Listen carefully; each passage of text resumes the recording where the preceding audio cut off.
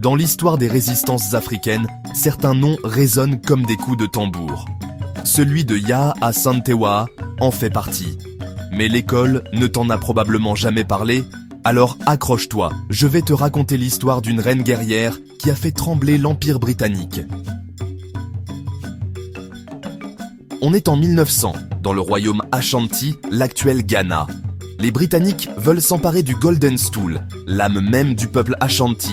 Imagine le sacrilège. Les chefs Ashanti sont dans la mouise, beaucoup sont emprisonnés ou exilés. C'est le chaos total.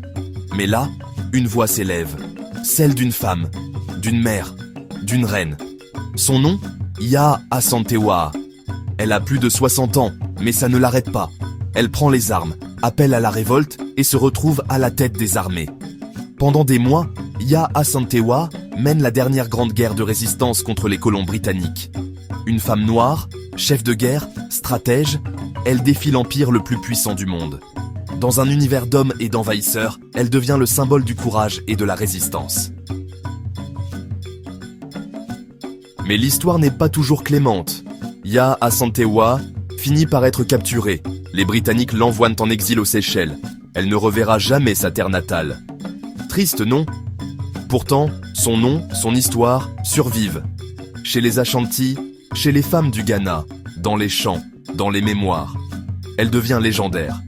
Aujourd'hui, Yaa Asantewaa, c'est bien plus qu'un nom dans un livre d'histoire. Elle incarne la force des femmes noires, la capacité à défendre une nation entière, et surtout, l'esprit indomptable de l'Afrique qui résiste. Elle nous rappelle que face à l'adversité, on peut toujours se lever et se battre pour ce qui est juste.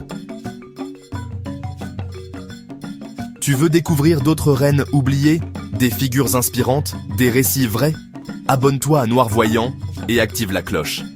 Comme ça, tu ne rates rien. Chez Noir Voyant, on voit l'Afrique autrement. On comprend le monde profondément. À la prochaine pour une nouvelle aventure dans notre histoire.